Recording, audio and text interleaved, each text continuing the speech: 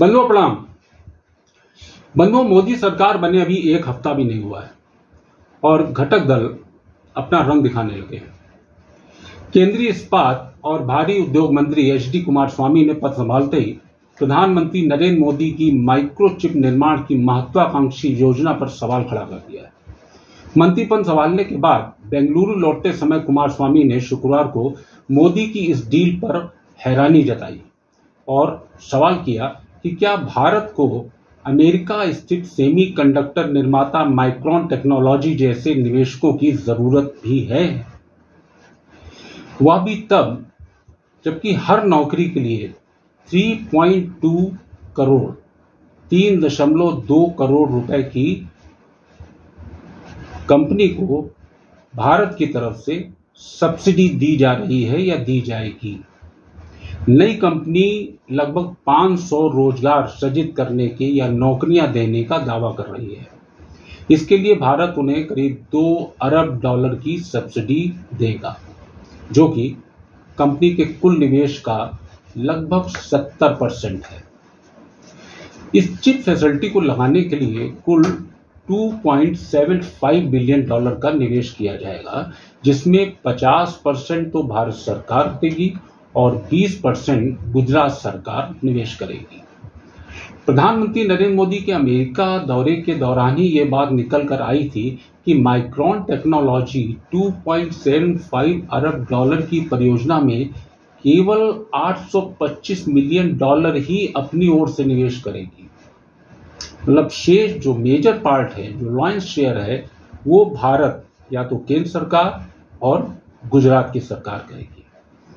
और इस तरफ उसी समय कांग्रेस की सोशल मीडिया और डिजिटल प्लेटफॉर्म की चेयरपर्सन सुप्रिया श्रीनेत ने इशारा किया था।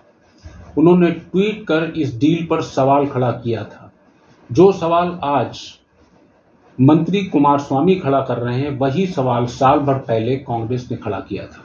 सुप्रिया ने लिखा था कि माइक्रोन टेक्नोलॉजी चिप की मैन्युफैक्चरिंग यहां नहीं होगी, भारत में नहीं होगी। वो भारत में मैन्युफैक्चरिंग नहीं करने जा रहा है, सिर्फ असेंबलिंग करेगा।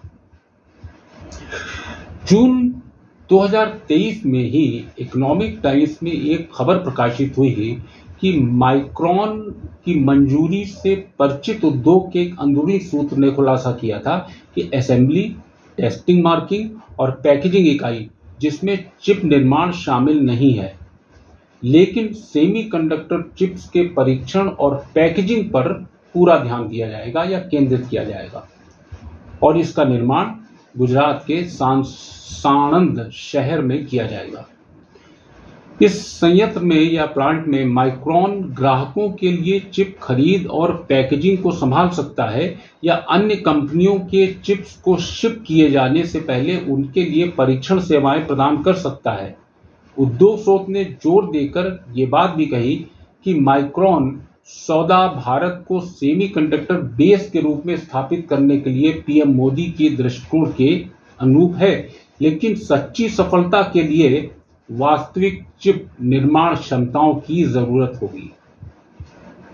उद्योग स्रोत ने रॉयटर्स को बताया था कि माइक्रोन सौदा दृष्टिकोण को पूरा करने में मदद करता है, लेकिन यह कोई गेम चेंजर नहीं होगा कि भारत में माइक्रोचिप को लेकर एकदम से कोई बहुत बड़ा बदलाव आ जाएगा, क्योंकि भारत को सेमीकंडक्टर बेस के रूप में स्थापित करने का मुख्य पहलू अभी भी बना हुआ है। माइक्रोचिप विनिर्माण योजना को लेकर मोदी की उत्सुकता इसी बात से पता चलती है कि जून 2023 में मोदी की अमेरिका यात्रा से पहले कैबिनेट ने गुजरात के आणंद में अमेरिकी कंपनी माइक्रोन टेक्नोलॉजी की $2.75 अरब की सेमीकंडक्टर टेस्टिंग और पैकेजिंग इकाई शुरू करने और $1.34 अरब के उत्पादन लिंक्ड प्रोत्साहन को भी मंजूरी दी थी। अमेरिका पहुंचने पर मोदी ने अमेरिकी चिप कंपनी माइक्रोन टेक्नोलॉजी को भारत आने का न्योता दिया। पीएम मोदी के अमेरिका दौरे के बाद गुजरात सरकार और माइक्रोन टेक्नोलॉजी के बीच एक मेमोरेंडम ऑफ अंडरस्टैंडिंग पर भी दस्तखत हुए। कार्यक्रम में तत्कालीन केंद्रीय सूचना एवं प्रौद्योगिकी मंत्री अश्विनी वैष्णव और गुजरात के मुख्यमंत्री भूपेंद्र पटेल भी मौजूद थे। मोदी के साथ बैठक के बाद माइक्रोन टेक्नोलॉजी के सीईओ संजय मेहरोत्रा ने कहा कि पीएम मोदी से उनकी बातचीत और मुलाकात बहुत अच्छी रही। Micron technology semiconductor manufacturing sector की दुनिया की टॉप कंपनियों में शुमार है। बात अब करते हैं, वापस आते हैं कुमारस्वामी की तरफ। कुमारस्वामी ने यह भी कहा कि उन्होंने अधिकारियों से पूछा था कि इतनी बड़ी राशि का आवंटन करना कितना उचित रहेगा और वह राशि की संपत्ति की सुरक्षा कैसे की जाए, इस मामले पर गंभीरता से विचार कर रहे हैं।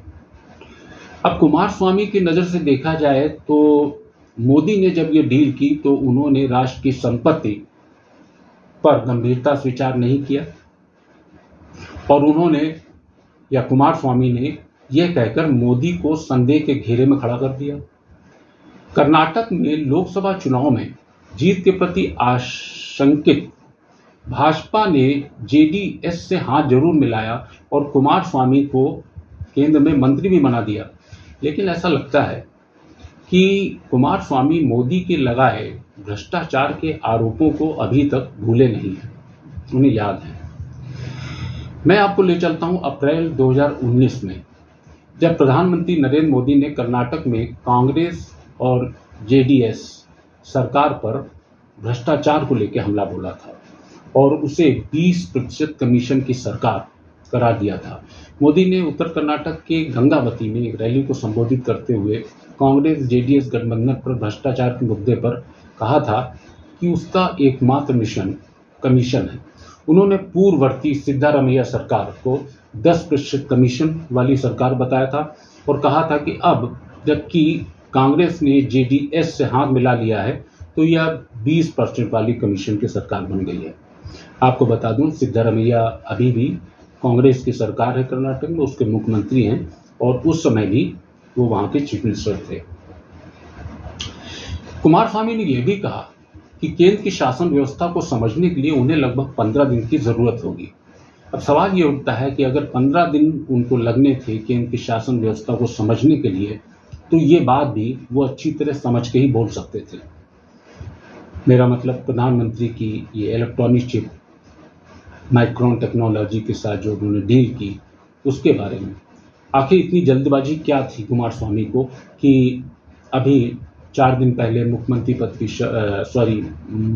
की उन्होंने शपथ ली, कार्यभार जो है ग्रहण किया और उसके बाद तुरंत एक इतनी महत्वाकांक्षी डील पर, और वो भी जिसमें प्रधानमंत्री की इच्छा इन्वॉल्व थी, प्रधानमंत्री इन्वॉल्व थे, वो अमेरिका तक गए, उस पर सवाल खड़े कर दिए।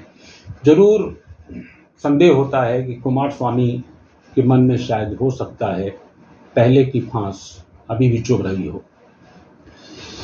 वैसे विश्वसनीयता देखी जाए तो कुमारस्वामी की भी संदेहों से परे तो नहीं है। जनता कल खनन घोटाले की जांच कर रहे लोकायुक्त विशेष जांच दल ने मई 2017 में पूर्व भाजपा नेता और खनन कारोबारी गली जनार्दन रेड्डी को समन जारी किया था और 2006 में कुमारस्वामी के खिलाफ उनके द्वारा लगाए गए रिश्वतखोरी के आरोप का सबूत मांगा था।